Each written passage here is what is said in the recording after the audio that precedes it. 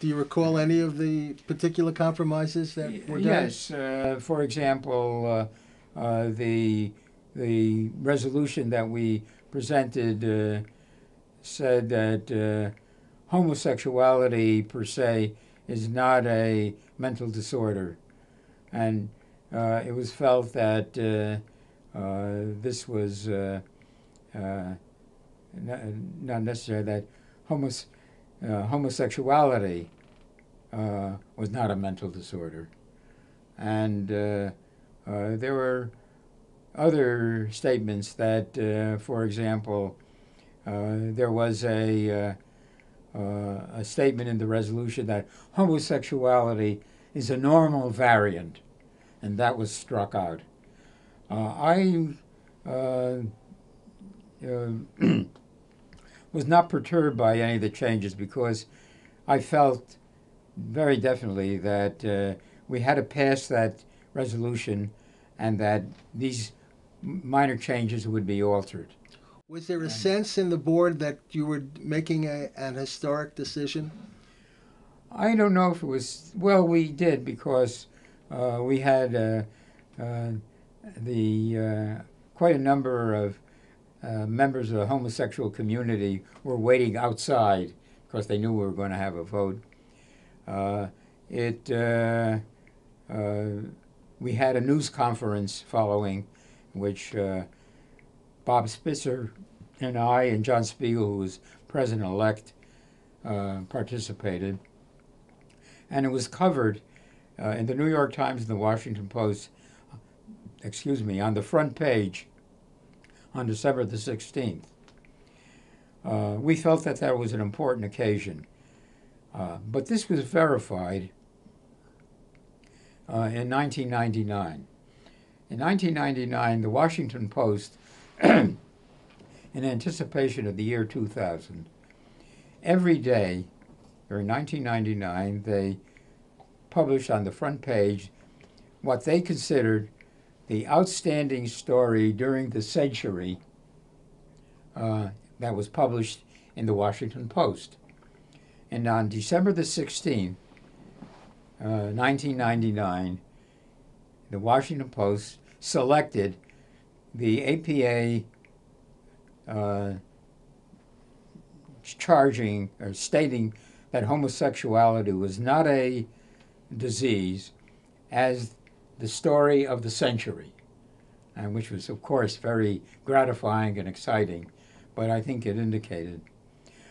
I think if I may go back to the election of the board, the resolution was adopted unanimously with 2 abstentions.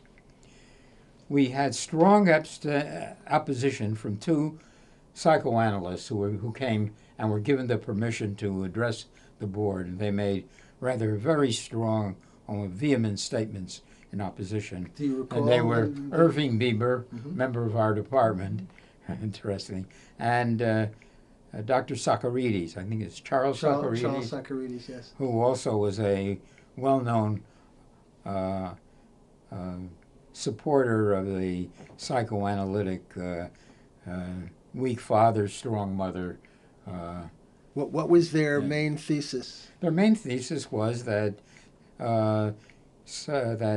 homosexuality was a disorder that arose in childhood from parental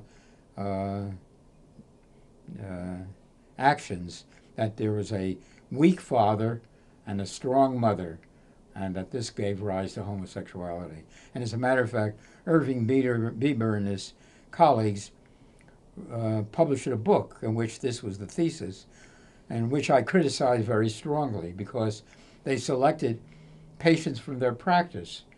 And this is no representative population. As a scientific study, which they purported it was a joke. Anyway. And was there counter arguments also presented at the board by other experts that influenced the decision? Well, the main statement was made in the statement, and the rest of us joined in and supported Bob Spitzer's statement, I think. Various members of the board, between John Spiegel and I, of course, so strongly supported.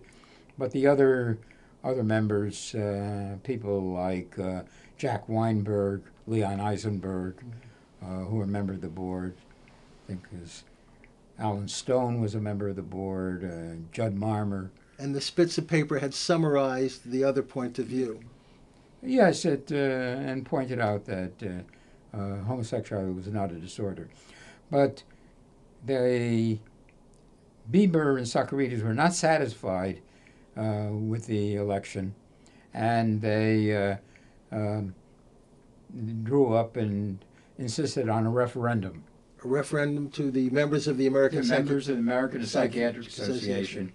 And they felt unquestionably that the action of the board would be rescinded, which I thought was ridiculous. But anyway, we prepared with a statement of the board supporting our resolution, and Bob Spitzer again played a prominent role in it. There was a referendum. There was a referendum at the next election, which was in February, as the usual election time, and the recall was roundly defeated by a vote of 2-1, approximately. Well, that's now, I might just add that all through the years since then, various, particularly right-wing religious groups, have criticized the APA. And their statement was that we were, the leadership and Bob Spitzer, we were all biased and bought out by the homosexual community, and that it did not represent the opinion of the membership, that we, in a sense, sort of almost, in the dead of night passed it and sneaked it through, which was, of course, not true because we had the referendum. And it's a statement that keeps on reappearing. So the referendum really confirmed that it was the voice showed of the that the members. membership strongly supported the homosexual change. I think that's really very important. And that and the confirmation in 1999 of the importance. And this continues to be an important statement.